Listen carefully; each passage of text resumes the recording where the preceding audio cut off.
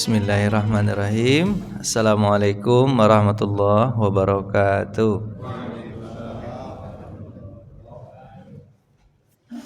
Alhamdulillah alladzi bi ni'matihi tatimmus shalihat. Asyhadu an la ilaha illallah wa asyhadu anna Muhammadan abduhu wa rasuluhu la nabiyya ba'da, amma ba'du.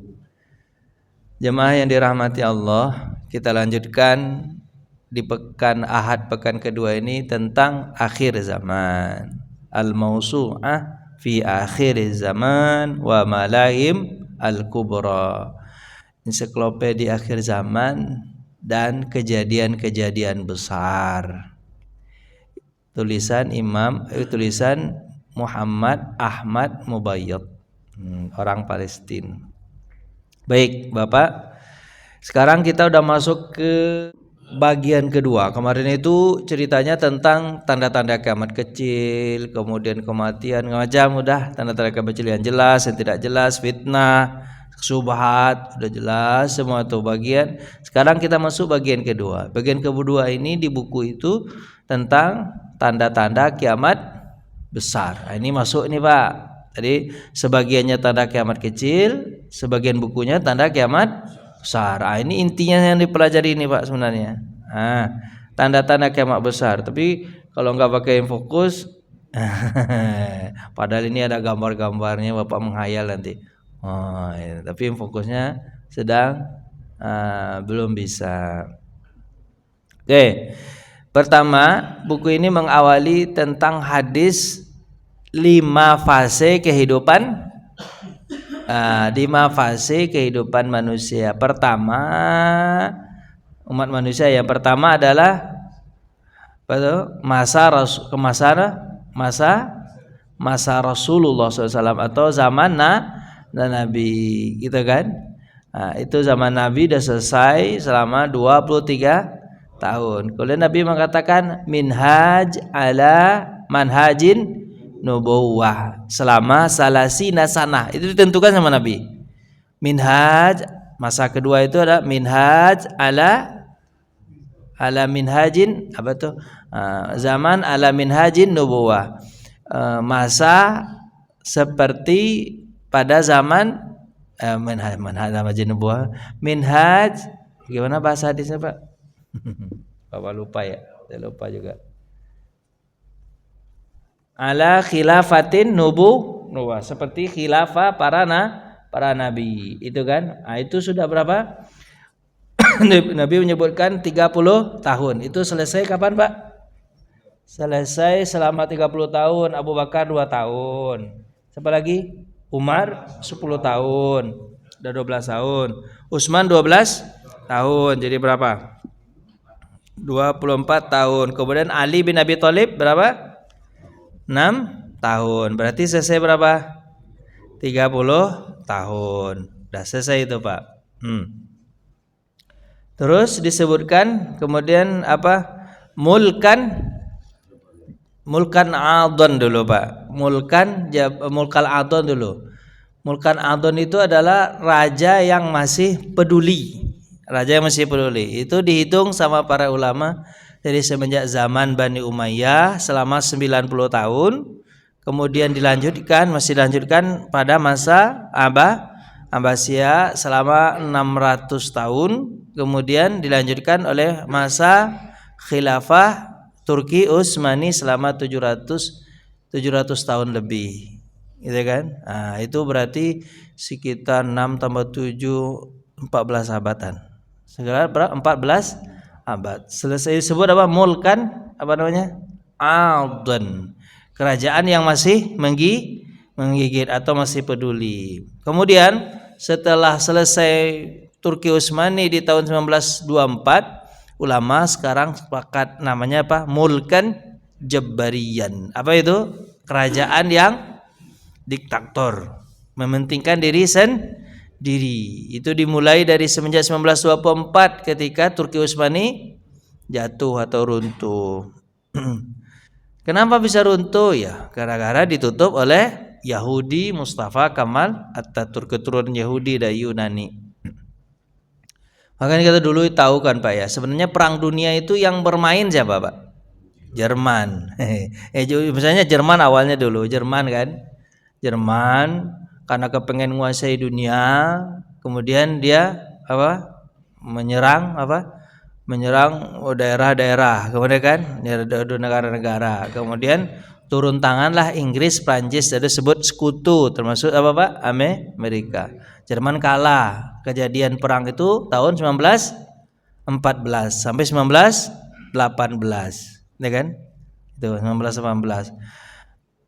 Kemudian ini ikut sebenarnya Turki Utsmani ikut, walaupun tidak ikut secara terbuka, tapi ikut secara memberikan pasokan dana atau segala macam. Tapi karena Jerman kalah, ikut kalah kan. Daerah-daerah sudah mulai diperintahkan oleh untuk sebenarnya awalnya itu kalau menurut sejarah itu awalnya itu kan ketika Renaissance, ketika Eropa sudah mulai bangkit, kemudian Romawi kerajaan Kristen Ortodok membagilah daerah ini untuk dijajah. Aslinya begitu. Tahun 1917-an. Dibagi dunia ini dijajah untuk diapain, Pak? Dijajah. Misalnya gini. Daerah Afrika itu diberikan kepada Prancis dengan 3 istilah itu, Pak. Gold, glory, gospel. Gold itu mencari apa, Pak? Cari harta. Glory, menangan. Gospel, menyebarkan agama. Itu kan istilahnya, Pak. 3G apa namanya, Pak?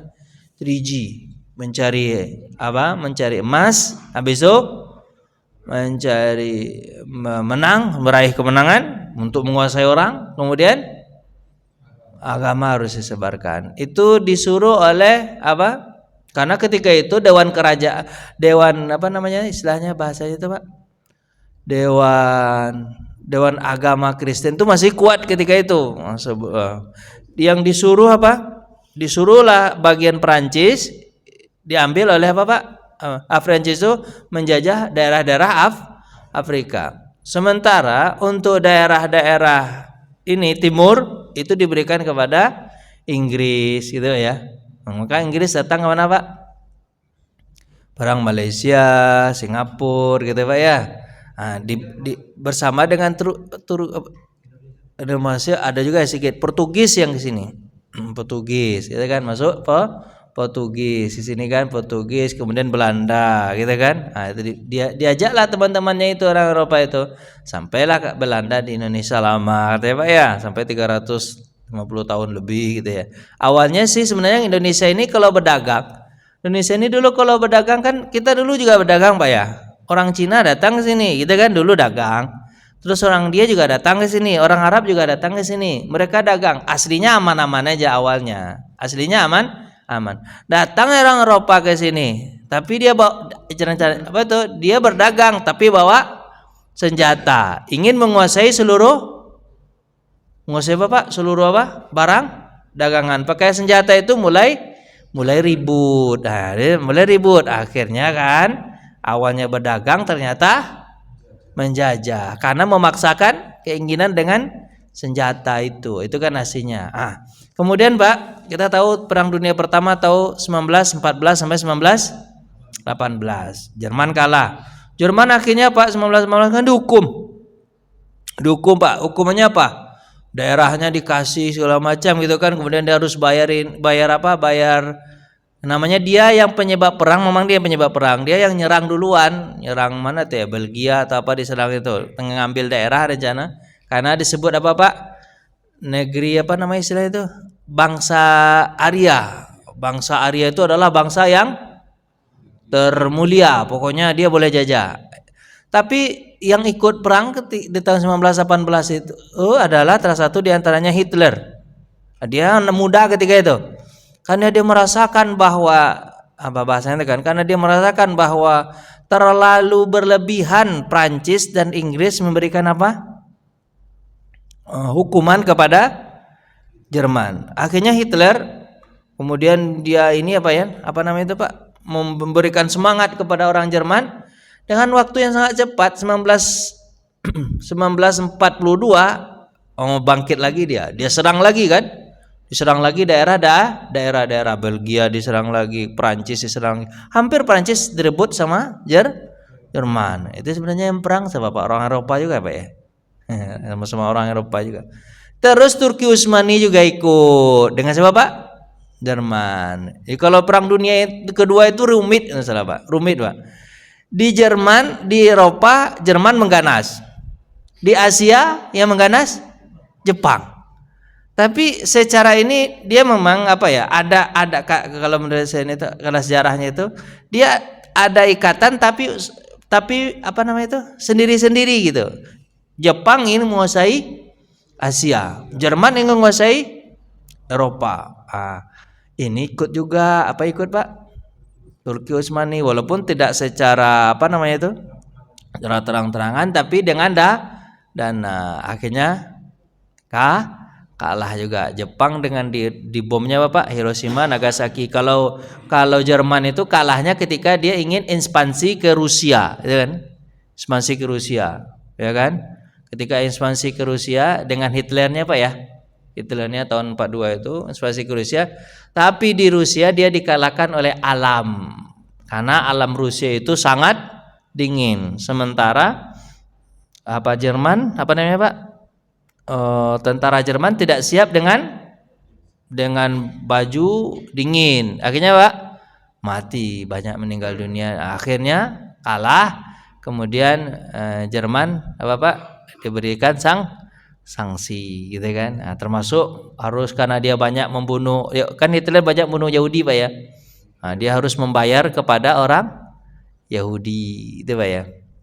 Itu ceritanya. Cuman habis itu dari perang dunia kedua inilah nih mulai dari 1924 karena ketika kalah perang dunia Bapak pertama 1924 akhirnya inilah Pak ditutup kerajaan Turki Utsmani walaupun masih ada rajanya, tapi masih ada Turkinya, tapi tidak ada Pak sudah tidak ini, sudah pamernya tidak sudah tidak ini lagi. Sebenarnya 1924 itu sudah ditutup, tapi nanti terakhir di Abdul Hamid II dia yang dibunuh kan, diasingkan kemudian dibunuh Abdul Hamid II atau raja terakhir dari Khalifah Turki Utsmani. Itulah yang disebut Pak zaman itu disebut dari semenjak itu. Dulu Turki Utsmani masih bisa mempersatukan kita. Dulu istilahnya Pak Turki Utsmani itu gini dia adalah sebuah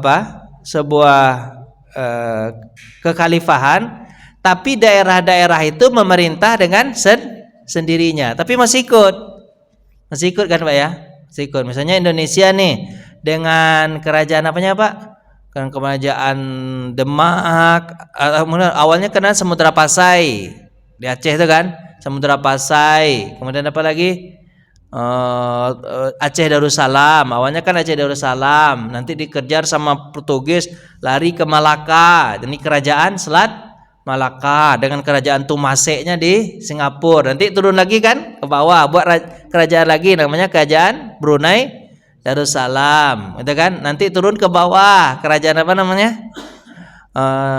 kerajaan Sriwijaya Islam. Nah, ini semenjak itu Pak Sriwijaya Islam. Islam itu kan dengan Hadiwijayanya itu, kalau saya bacanya sejarahnya gitu. Hadiwijaya mendirikan kerajaan di Palembang, kerajaan Sriwijaya Muslim. Setelah kerajaan Sriwijaya Muslim kan ada namanya Raden Patah Pak ya, anak dari Adi Wijaya, orang Majapahit daerah Jawa kan. Dia itulah yang menyebarkan Islam kemana? Ke Demak. Berarti berdampingan dengan Majapahit. Majapahit selalu perang saudara, orang udah gerah gitu kan. Majapahit. Kemudian Raden Patah bawa kemana Pak? Ke Demak. Demak. Di situ nanti mendirikan pertama kerajaan namanya kerajaan Demak oleh Raden Patah, dan diserahkan secara sukarela bahasanya itu oleh Majapahit. Seluruh daerah tersebut dikuasai oleh Demak bahasanya gitu. Kenapa? Karena mereka nggak sanggup lagi mengurus negeri mereka sendiri. Demak mulai kerajaan Islam pertama. Nanti dari Demak turun pusatnya kemana Kak? ke Pajang, nanti turun ke mana? Ke bawah Mataram. Mataramnya bukan Mataram situ. Kan itu pelajarnya, Pak. Pak lupa ya, Pak ya? Ya udahlah, Pak. Begitulah kan. Dari Pajang nanti menyebar lagi kemana, Pak? Nanti ke arah Sulawesi. Apa namanya? Kerajaan Makassar. Nanti menyeberang lagi kiri kisahnya. Namanya, Pak? Ternate Tidore. Tidore sampai ke mana, Pak? Ke Papua. Nah, itu kan. Sampai mana kerajaannya? Ke Papua. Nanti di Kalimantan ada namanya kerajaannya, Pak? Brunei Darussalam. Kan itu pelajaran kita, Pak. Kerajaan Brunei Darussalam itu. Kerajaan Kutai. Nah, itu. Dah lah, Pak. Jawa Barat kerajaannya apa namanya, Pak? Kerajaan ya dia menginduk kepada kerajaan Demak yang didirikan oleh Syarif Hidayatullah, gitu kan, Pak ya? Nanti Syarif Hidayatullah ekspansinya ke Banten, namanya apa, Pak? Kerajaan Banten dengan Hasanuddin anaknya taruh di situ kan? Nah, gitu, Pak. Ceritanya begitu. Kemudian Cirebon, kerajaan Cirebon yang didirikan oleh siapa? Syarif Hidayatullah. Wali, Pak ya? Wali keberapa itu, Pak? Bapak hafal nggak wali-wali itu, Pak? 9. Hafal nggak, Pak? Kalau saya ngafalnya namanya Magibot Kakumuja. Saya dulu ngafalnya itu. Magibot. M. Maulana Malik Ibrahim. M.A. Sunan Ampel. Magi. Sunan Giri. Bot. Bonang. Magibot K. Kudus. K itu Kalijaga dulu. Kalijaga. Kaki. Magibot Kaku. Kudus. Magibot Kakumu Muria. Magibot Kakumu Magibot Kakumu Ja. Ja itu Sunan Gunung Jati. Sunan Gunung Jati itu Syarif Hidayatullah, Pak ya, terakhir ya. Nah, Gunung Jati Sunan Hidayatullah, Gunung Jati itu. Magibot Kakumu Ja. Kalau Maulana Malik Ibrahim Sunan Ampel. Sunan Ampel ini punya 2 orang anak, Pak ya. Magibot Giri. Gitulah pokoknya. Saya ngafalnya begitu dulu. Hafal tuh sunan-sunan itu semuanya. Udah lah, Pak. Ini kemana-mana perginya. Pokoknya, Pak, zaman itu disebut zaman apa namanya? Mulkan Jabarian. Sekarang ini zaman ini disebut Mulkan Jabarian. Dimulai dari kapan? Dimulai dari runtuhnya Kekhalifan Turki Utsmani yang dulu bisa menyatukan seluruh umat Islam, tapi sekarang umat Islam apa, Pak? Berpecah-belah. Bapak bacalah sejarah-sejarahnya itu. Saya takut salah juga, cuman saya tahu-tahu sejarahnya. Misalnya nih, ketika didirikan misalnya Saudi Arabia itu kan oleh Abdul Aziz 1924. Itu maaf ini, Pak, kalau Pak salah-salah sejarahnya, itu kan diberikan oleh siapa, Pak? Inggris. Kan itu bahasanya gitu kan? Diberikan Inggris. Sebenarnya dulu dia menguasai daerah apa namanya itu, Pak? Najd. Najd itu apa, Pak? Daerah Riyadh itu, daerah dari tanah Naga ini Najd. Kalau Mekah dan Madinah itu dulu atas otoritas Khadimul Haramain.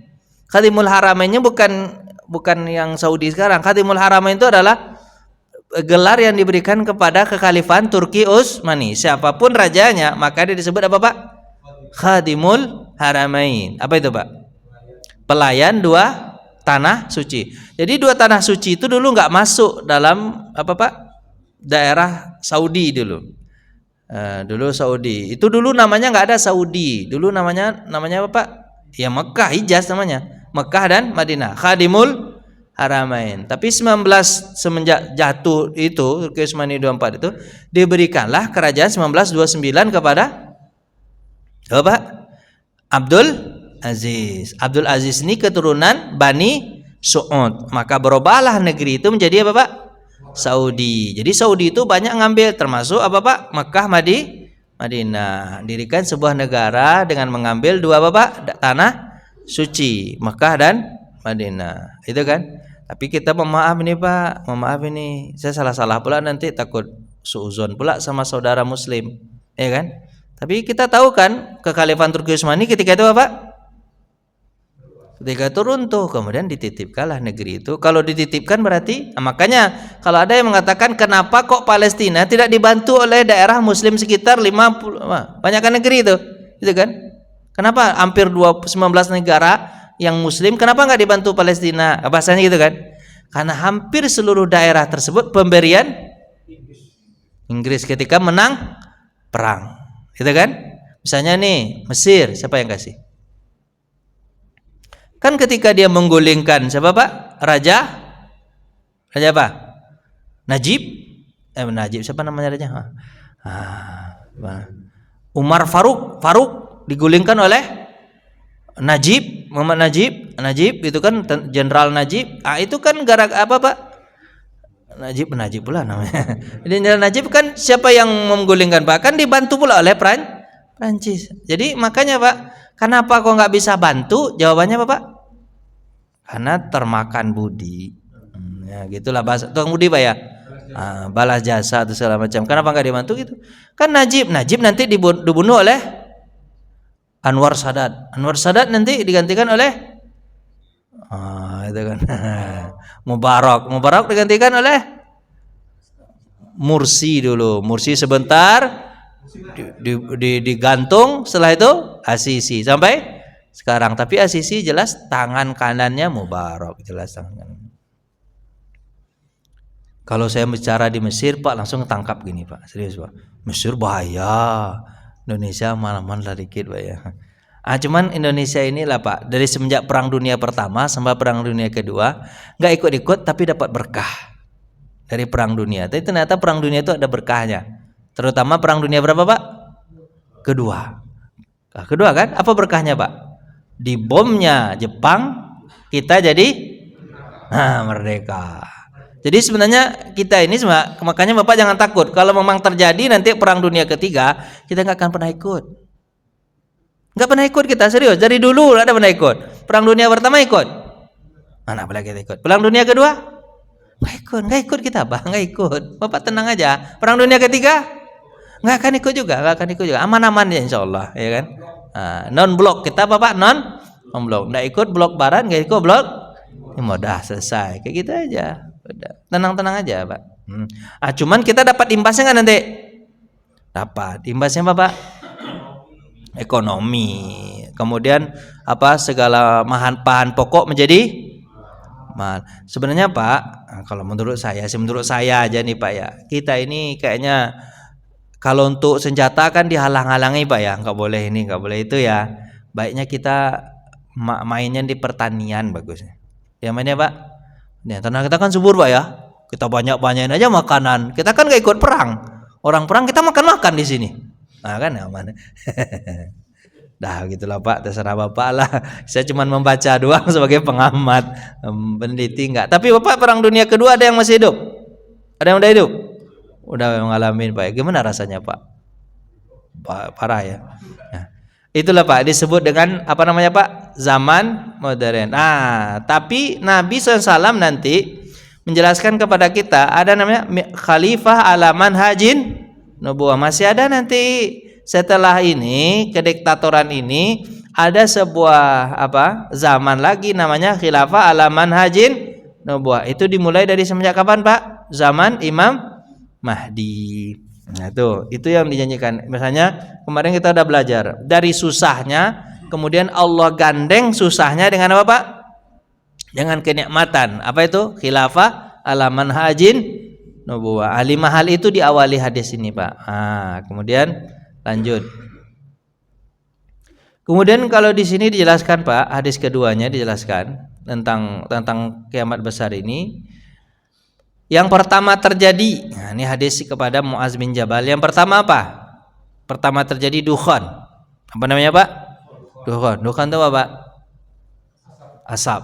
Yang pertama ada katakan dukhan. Terus dukhan itu asap, kabut, bisa jadi itu karena apa Pak?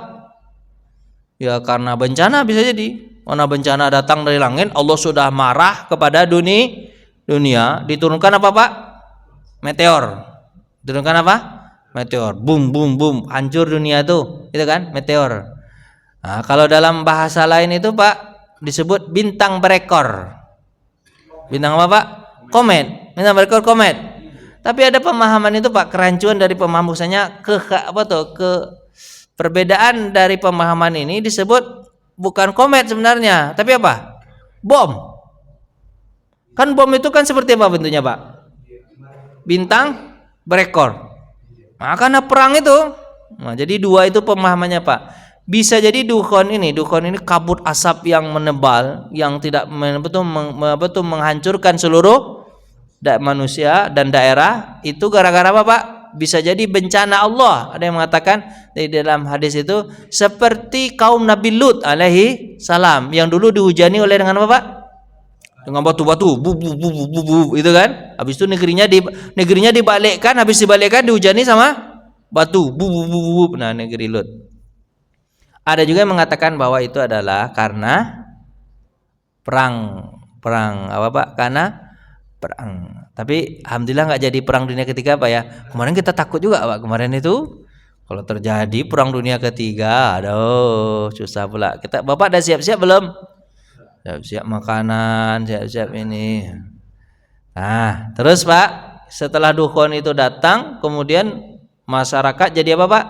Ini urutannya kan ada 10, dukhon. Kemudian setelah dukhon dajjal. Orang susah, kemudian datang dajjal seolah menjadi penyelamat. Kemudian banyak di antara mereka yang apa tuh? Jadi murtad. Setelah dajjal datang turun secerca harapan Nabi Isa alaihi salam. Nabi Isa membunuh Dajjal. Kemudian setelah Isa datang turun pula susah lagi. Namanya apa Pak? Ya'jud Ma'jud. Nabi Isa enggak kuat melawan Ya'jud Ma'jud. Saking apa Pak? Saking banyaknya. Setelah itu apa? Matahari terbit dari barat. Setelah Ya'jud Ma'jud hancur baru matahari terbit dari barat. Dari terbit dari barat itu maksudnya apa? Berhari-hari matahari itu enggak terbit. Berhari-hari nggak terbit. Orang tidur malam dalam hadis itu, dan tidur kemudian dia bangun, kok belum subuh juga ya kan? Habis itu dia tidur lagi, udah capek tidur, kemudian dia berdoa, ya Allah terbitkan aja lah matahari, mau di barat mau timur, mending terbit. Saking udah bosannya. Tahu-tahu memang terbit dari barat. Timur mana Pak? Sana ya? Timur situ. Terbit dari timur. Terbit dari barat, tapi terbit dari barat hanya sampai jam 12. Kemudian dia Bapak balik lagi ke barat. Jadi enggak sampai ke timur, bukan ke timur, tapi terbit dari barat, balik lagi ke mana Pak? Barat. Kacau lah sumbu bumi jadinya. Gara-gara salah terbit Pak, sumbu bumi jadi apa Pak? Kacau. Jadi beberapa hari itu kemana pergi matahari itu Pak? Disitulah Allah mengatakan, siapa yang bisa sanggup? Enggak ada yang sanggup kan? Berarti yang mengatur alam ini siapa? Allah. Mengatur alam. Jadi kata-kata Allah enggak terbit disembunyikan sama Allah. Ini sembunyikan sama Allah pakai apa? Allahu alam. Harusnya kan kalau terbit nggak terbit berarti di daerah barat pun nggak terbit, ya kan? Pokoknya daerah dunia itu jadi gelap seluruh dunia. Gimana itu Pak? Nah, kita Bapak bayangkan aja lah nanti gimana itunya. Ya Pak, pokoknya disembunyikan sama Allah matahari. Sebesar itu matahari bisa disembunyikan, gimana caranya itu Pak? Allahu alam. Berarti Allah. Terus Pak, setelah itu matahari terbit dari barat. Barulah semenjak itu Pak, taubat tidak diterima. Tidak terima orang taubat lagi, selesai. Karena orang sudah ini kan leha-leha, habis itu apa? Baru turun dabatul ard itu hanya menseleksi orang yang masih punya iman. Nandain aja Pak. Dia bawa satu cincin Nabi Sulaiman bahasanya, kemudian di tangan kirinya tongkat Nabi Musa. Kalau orang yang baik digetok pakai cincin, bersinar wajah dia. Hingga orang tahu di mana kamu beli. Kalau beli kue atau apa, kamu beli kue dari mana? Itu di rumah orang yang bercahaya. Terus orang yang jahat digetok pakai apa Pak? Enggak kuat pakai tongkatnya. Menjadi badannya hitam. Hingga orang tahu, kata Nabi Muhammad, di mana Di mana kamu beli roti? Dia bilang apa? Di orang yang wajahnya menghitam. Jadi tahu Pak. Cuman berarti iman sama sama kekafiran udah jelas betul diperlihatkan. Sekarang diperlihatkan nggak Pak? Siapa yang beriman, siapa yang kafir? Dia bilang kan nggak ada dilihat. Tapi dulu itu nanti itu terlihat. Siapa yang beriman, siapa yang kafir. Gara-gara apa Pak? Gatokan? Itu cincin. Kemudian setelah tahu yang mana yang beriman, mana yang tidak beriman, kemudian angin baru berembus, angin dingin berembus. Kemudian setiap orang yang beriman lewat angin itu di mananya Pak? Di ketiaknya. Kemudian dia meninggal dunia. Setelah itu baru mulai kiamat. Kemudian datang api dari daerah timur. Berarti kalau api dari timur dari mana Pak? Ini menggiring orang ke arah satu sisi dari timur itu Pak ya. Misalnya dari Jepang itu dulu Pak ya. Orang lari ke arah mana Pak? Arah ke Mekah itu, arah ke Syam. Kemudian benar matahari dari barat, berarti dikelilingi matahari di sini Pak. Bukan matahari, api. Menggiring orang ke tengah. Kemudian pembenaman jazirah Arab. Jadi timur selesai, kemudian jazirah Arab. Berarti semua orang tergiring Pak. Kemana orang tergiringnya? Ke Syam. Di Syam itulah nanti kiamat besar datang. Itu rincian dari tanda-tanda kiamat besar. Tapi di hadis yang lain beda Pak. Jadi yang lain susunannya beda maksudnya. Tanda-tanda besar-besar 10, cuma susunannya beda. Ada yang mengatakan ini dari urutan kronologis ini dari hadis siapa nih? Ini dari hadis Huzaifah bin Yaman. Hadisnya ini Pak. Pertama, pembenaman timur dulu. Berarti ada yang mengatakan bahwa bencana dulu di daerah timur. Berarti apa nih Pak? Perang. Kemudian bencana pembenaman barat. Nah, jadi barat dulu mungkin karena perang atau apa. Kemudian pembenaman jazirah Arab. Jadi yang 3, 9, 7, 8, 9, 10 itu naik ke atas. Jadi itu kalau pakai ini enak Pak ya. Nah, kemudian setelah terbenam timur dan barat baru turun Dajjal. Dajjal turun di mana Pak? Dajjal itu turunnya di Isfahan. Isfahan itu di mana Pak? Iran turunnya Pak. Saya memahami hadis ini kenapa dia turun di Iran gitu. Kemungkinan 70.000 Yahudi. Saya memahami hadisnya, coba memahami hadis kemungkinan ini. Kalau memang terjadi perang Iran kemarin dengan ini, kemungkinan bisa Iran kalah sebenarnya. Iran kalah, kemudian orang Islam yang ada di sekitar gerah melihat Bapak Yahudi. Akhirnya semua menyerang Yahudi lari kemana Pak? Israel lari kemana? Ke Isfahan. Karena daerah Isfahan sudah dikuasai.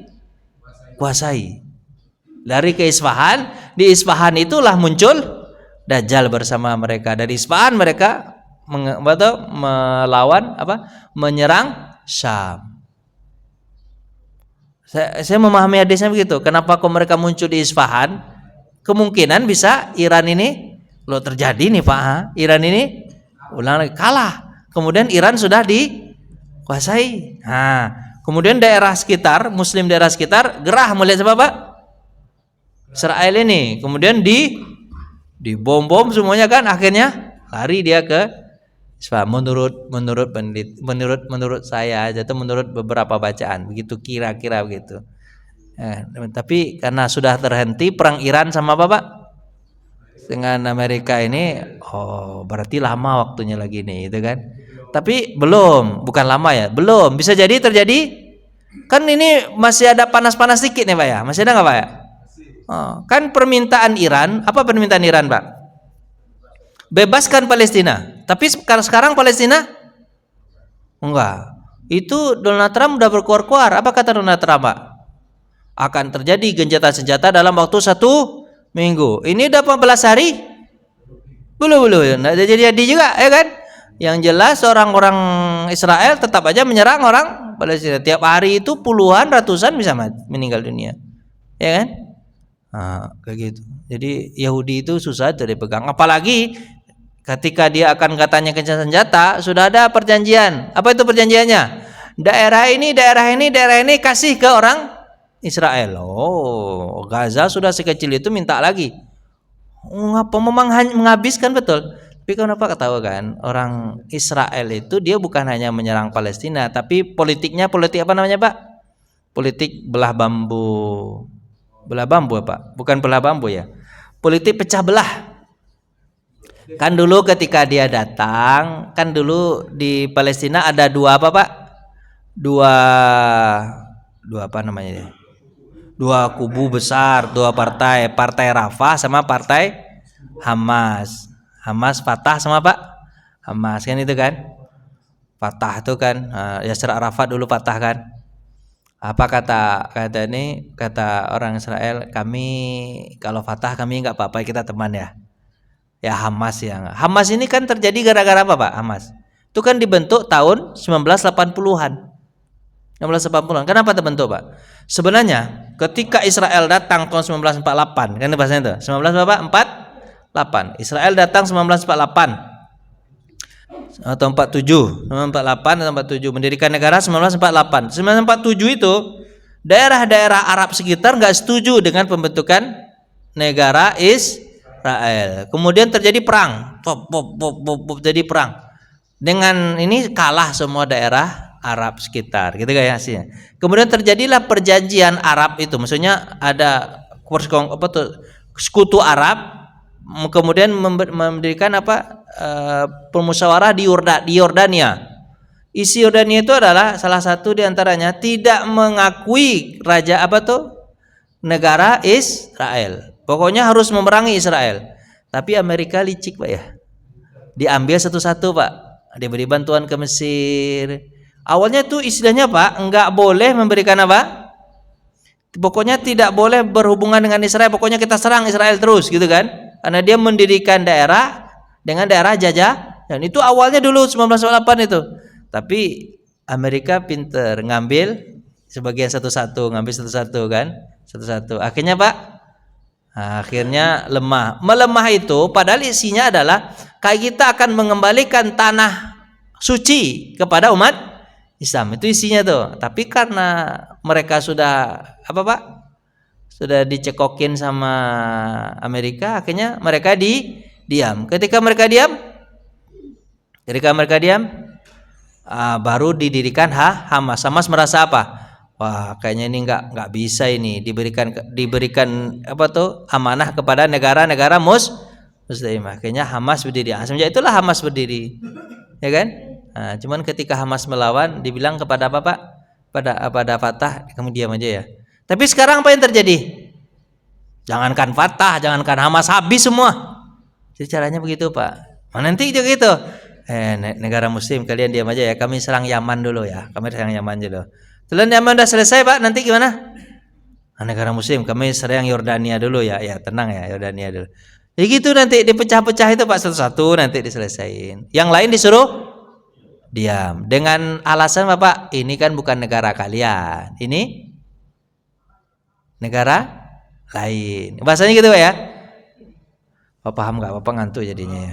Paham ya. Nah ini ceritanya 3 nih Pak, ini beda nih. Ini jadi nanti pembacanya 789 naik ke atas. Pokoknya perang dulu timur, barat sama jazirah Arab, kacau semua. Setelah kacau baru turun Dajjal. Nah, baru yang keempat Dajjal. Tadi yang Dajjal nomor 2 kan. Sekarang Dukhon yang pertama tadi kan. Nanti Dukhon turun ke bawah jadi nomor 9. Jadi ini Pak, apa nih Pak? Urutannya kebalik-balik gitu dalam hadis itu, ya kan? Bisa jadi seperti ini, bisa jadi urutannya begitu. Jadi enggak Dukhon dulu, tapi apa Pak? Bencana dulu, timur, barat atau perang dulu, timur, barat sama jazirah Arab. Habis itu turun Dajjal. Dalam susah turun Dajjal, turun Nabi Isa, habis turun Isa. Ini baru urutannya ini Pak ya. Urutannya begitu, ada yang sama kan. Isa, Ya'juj Ma'juj, terbit matahari dari barat. Kemudian binatang, setelah binatang baru yang ke-9 apa? Asap. Baru asap turun. Yang 10 baru api keluar dari daerah Aden, kemudian angin kencang membunuh orang yang beriman. Kemudian selesai. Padahal tadi angin tadi nomor 6. Sekarang dari nomor 10. Terakhir angin nomor 10. Itulah Pak. Urutannya itu jadi apa namanya itu? Bisa bolak-balik itu. Itu. Pak gimana Pak? Pak tanyalah Pak. Ya silakan Pak. Kiamat sudah datang. Nanti bakal perang kelakuannya mudah belah, merampas, merampok, dan itu juga banyak umat Islam juga membiarkan para pemimpin Islam. Saya itu kan perintah jihad di Al-Quran di hadis itu banyak, ratusan. lebih banyak daripada perintah sholat, daripada zakat itu. Apa yang harus kita lakukan saat kita lagi damai ya Ustaz? Indonesia ini lagi damai, beberapa negara lain itu damai. Seorang muslim ya sikap apa yang harus dia lakukan? Kondisi seperti ini kan sebenarnya bisa jadi perang itu merambat ke sini Ustaz. Apa yang kita lakukan? Apakah kita diam-diam saja atau hanya memantau-mantau aja melihat jihad itu? Sementara kita perintah jihad itu kan sungguh-sungguh ya kan, berperang kita tertinggi jihad itu kan adalah kita pada arah perang. Jadi kita sebetulnya bakal berperang juga. Sekarang persiapan apa harusnya Ustaz? Hadis itu mengatakan wa'iddu lahum mastata'tum min quwwah. Kalian siap-siap untuk mempersiapkan kekuatan. Kita sekarang siap-siap. Makanya ada pepatah itu mengatakan kalau kepengen aman, siap-siaplah untuk berperang. Tapi kalau tidak siap untuk berperang, maka jangan mimpi aman. Itu pepatahnya gitu, Pak. Bapak kalau ingin aman gimana caranya, Pak? Siap-siap untuk berperang. Orang bangun nuklir, baiknya kita sekarang bangun juga. Tapi boleh atau enggak boleh, Pak? Enggak boleh Amerika. Takutnya nanti kata Amerika apa? Merusak apa? Merusak manusia, alam, lingkungan. Kalau bangun nuklir. Kan itu alasannya kan begitu. Tapi kalau mau begitu kenapa kok yang lain boleh? Kan gitu jadinya, Pak. Jadi kan itu namanya politik apa? Politik dunia. Saya berat juga otak saya sampai ke sana itu. Ya kan? Pokoknya apa, Pak? Pokoknya apa? Bapak siap-siap aja. Karena kalau kepengen aman, siap-siap untuk perang. Tapi kalau nggak siap untuk perang, oh jadi kacang Bapak. Jadi kacang apa kacang Pak? Pokoknya dikacangin lah, dikacangin, diboli lah segala macam. Maka kalau kita nggak punya kekuatan ya kita nggak bisa berbuat apa-apa. Tapi kalau punya kekuatan, kita bisa bicara. Kalau punya kekuatan, bisa kita diam-diam aja. Kan kita takut juga Pak. Takut kita. Kalau dibom kita lawan nggak Pak? Aduh, gimana cara melawan Pak? Kita bom kita nggak sampai, nggak sampai. Takut kita, jadi diam-diam aja kita. Nah, lanjut. Terus Pak, sebenarnya perintah perang itu adalah perintah yang memang disuruh sama Allah. Karena memang agama itu disebarkan. Kalau ada yang mengatakan agama disebarkan pakai pedang dan pakai Quran, jawabannya Pak, jawabannya iya. Memang agama disebarkan pakai apa Pak? Pedang dengan Al-Quran. Apa yang tidak sampai oleh Al-Quran maka dicapai oleh pedang. Kan itu Pak ya. Cuman masalahnya gini, pedang yang digunakan sama muslim itu apakah semena-mena? Enggak. Bapak bacalah. Nabi Muhammad SAW 81 kali perang tapi tidak pernah bunuh orang. Tidak pernah bunuh orang. Itu namanya perang itu untuk membunuh atau hanya sekedar menaklukkan? Mempertahankan diri. Jadi kan ada beberapa namanya Pak. Saya baru bahas kemarin itu tentang ini. Islam itu perang itu defensif istilahnya itu. Awalnya itu istilahnya Bapak defensif. Apa itu defensif Pak? Defend, mempertahankan diri. Kan ketika umat Islam sampai kemana Pak? Kemana? Ke Madinah. Orang Yahudi mulai ngapain Pak? Tetap aja mereka orang Yahudi, bukan Yahudi. Apa tuh Quraisy bersekongkol dengan Yahudi dan munafik. Menteror rumah Nabi tiap malam.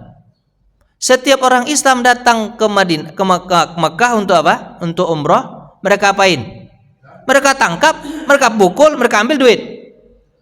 Baru setelah itu Allah Bapak izinkan, hai Muhammad balas. Kalau begini balas. Kamu udah jauh tapi Bapak masih digitu-gituin sama orang Bapak. Balas. Uzinallazi, diizinkan untuk berperang. Zulimu karena mereka zalim. Awalnya itu Pak. Kemudian baru Nabi Muhammad membuat strategi mencegat kafilah dagang mereka. Sebenarnya Nabi Muhammad itu kayak perampok atau apa? Bukan. Nabi Muhammad itu ngambil barang yang ditinggal di mana Pak? Di Mekah. Kemudian barang yang ada di Mekah diperjualbelikan oleh orang Quraisy. Ngambil balik. Kalau ngambil balik boleh nggak Pak? Boleh. Contohnya Abu Bakar. Abu Bakar punya anak namanya Abdurrahman. Ya Abdurrahman, ayahnya pergi merantau ke Madinah. Rumah yang ada dijual-jualin sama dia. Bapak kira gimana Pak? Bapak pergi merantau, rumah Bapak dijualin sama anak, kira gimana? Sakit hati gak? Apa kata Abu Bakar? Abdurrahman, anak durhaka. Aku titip rumah kau jual-jual. Mana? Nah, dikejar sama Abu Bakar. Lari Abdurrahman itu Pak. Lari Abdurrahman itu. Tapi nanti dia masuk Islam di perang apa Pak? Dipenaklukan kota Mekah. Dikejar, kalau dapat sama Abu Bakar dibunuh Abu Bakar. Jahat betul anak, ya kan? Itulah contohnya Pak ya. Diambil-ambil. Nah, bisu kan. Akhir itu setelah itu kan mereka datang terus Pak. Uhud mereka datang, Badar mereka datang, gitu kan? Kan mereka yang datang, ya kan? Di apa lagi sampai 3 kali mereka banyak-banyak datang. Apa itu Pak? Apa? Oh, Khandaq mereka datang. Setelah itu Nabi mengatakan, nahnu na'ti ilaihim wa la yu'ta ilaina. Kita yang datang ke mereka, bukan mereka lagi yang datang. Oh begitu. Untuk perang apa Pak? Awalnya defensif, habis itu perang Badar. Setelah itu dengan Yahudi juga begitu. Misalnya Yahudi Bani Kainuqa yang pertama tahun ketiga, itu mereka bikin masalah. Awalnya kan diam-diam aja aman-aman. Mereka bunuh seorang Muslim, mereka lecehkan satu muslimah, diperangi sama Nabi Muhammad SAW kan. Di Islam itu wajib mempertahankan diri. Setelah Bani Nadir ngapain Pak? Yahudi Bani Nadir. Kenapa mereka? Karena gara-gara apa Pak? Mereka mencoba membunuh Nabi dengan menjatuhkan batu ke kepala Nabi. Untung Nabi Muhammad tahu.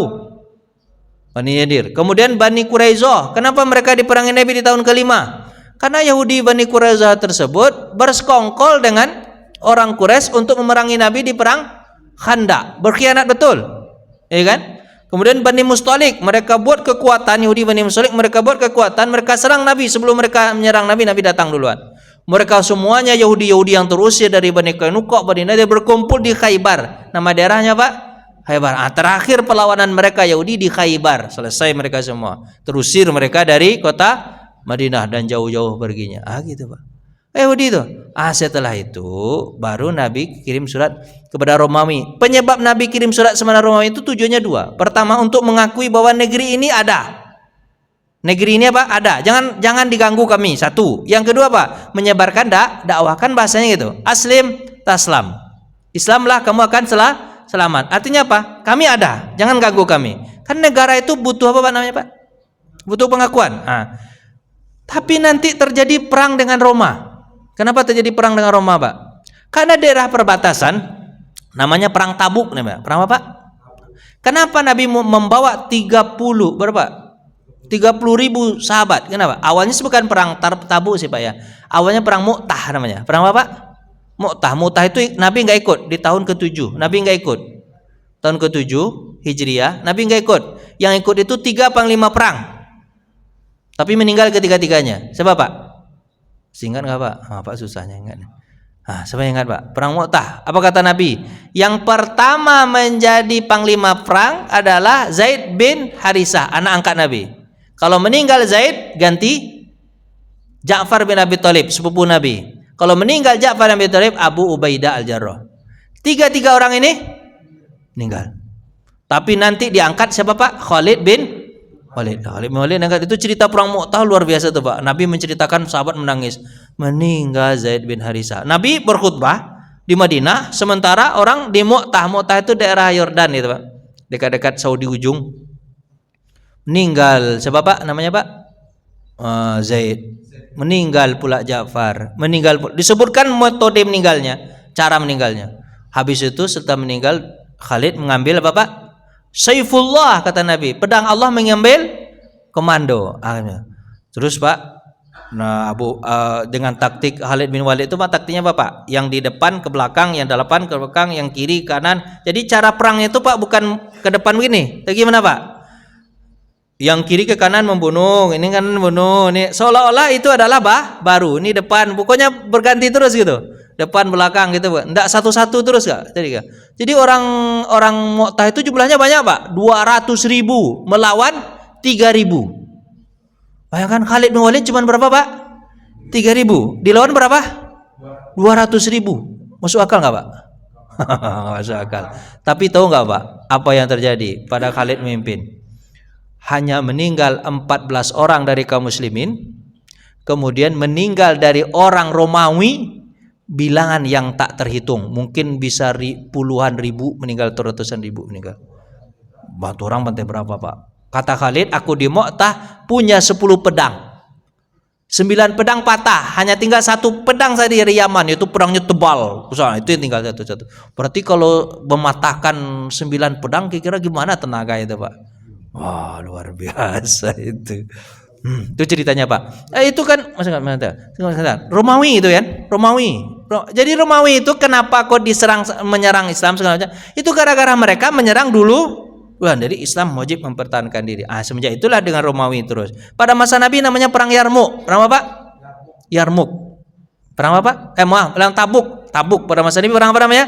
Tabuk melawan Romawi. Nabi 30.000, rencana mereka 200.000.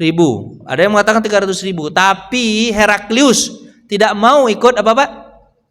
Tidak mau berperang. Kenapa? Karena dia tahu ini adalah Nabi. Kalian jangan ikut-ikut perang. Akhirnya Nabi Muhammad berada di di Tabuk tersebut, Yordania itu, selama 40 hari. Tapi Nabi Muhammad akhirnya pulang, mereka nggak datang. Nanti terjadi lagi perang pada masa Umar bin Khattab, namanya perang Yarmuk dengan apa? Dengan Romawi juga. Dengan Khalid bin Walid juga. Itu kenapa bisa terjadi perang dengan Romawi gitu, Pak? Karena mereka mulai dulu. Sekarang perang dengan Persia misalnya. Persia itu apa, Pak? Iran itu. Iran namanya Persi kan? Itu pada masa Umar juga kan? Itu gara-gara apa? Ketika Nabi kirim surat, mereka robek surat itu, utusan dibunuh. Kalau utusan dibunuh berarti perang. Itu kan? Jadi sebenarnya Islam itu kemudian nanti baru terjadi perang masa pada Umar, perang masa itu sebenarnya kan pembelaan diri sebenarnya. Pak? Pembelaan diri. Walaupun nanti misalnya Pak, masanya Turki Utsmani atau masanya betul pada masa Bani Umayyah, pada masa Bani Abbasiyah, itu rata-rata mereka menyerang daerah itu karena ingin mengamankan orang Islam yang ada di daerah tersebut. Itu rata-rata Pak. Coba lihat. Cuman kan ada perang Pak. Ada perang Islam itu kan luar biasa Pak. Apa ada perang Pak? Sebelum datang berikan 3 opsi dulu. Pertama diumumkan, saya perang dengan kalian ya. Kemudian didatangi diberikan apa Pak? 3 opsi. Apa 3 pilihan? Pertama, Islam lah. Kalau Islam kan selamat. Ya, selamat gitu. Kemudian yang kedua, kalau nggak mau Islam apa? Bayar upeti, mengakui daerah kami, itu kan. Kemudian yang ketiga, kalau nggak perang. 3 ini dulu diberikan opsi. Kalau sudah 3 ini terjadi perang, nanti ada adab lagi. Apa adabnya Pak? Panjang cerita. Apa adabnya Pak? Nggak boleh bunuh wanita, nggak boleh bunuh anak-anak, nggak boleh rusak rumah ibadah, nggak boleh macam-macam itu kan? Banyak adab-adabnya perang Pak. Beda sama orang non muslim kalau datang. Apa berikan aba-aba, berikan 3 nggak Pak? Nggak, langsung aja. Habis langsung itu semua babat habis. Dari negeri ambil. Kalau Islam itu nggak. Kalau sudah takluk kekuatannya, siapa yang mimpin dia tetap mimpin. Beda Pak ya. Cara ekspansinya Islam dengan ekspansinya non muslim. Kalau ada ekspansi. Pak kayaknya udah lama Ibu udah pulang kita yuk. Ya pulang aja Pak ya. Makasih ya Pak ya. Mohon nanti kita tanya Pak ya nanti Pak ya di bawahnya. Makasih ya Pak, kita tutup dengan baca hamdalah. Alhamdulillahirabbil alamin. Doa kafatul majlis. Subhanakallahumma bihamdika asyhadu an la ilaha illa anta astaghfiruka wa atubu ilaik. Assalamualaikum warahmatullahi wabarakatuh.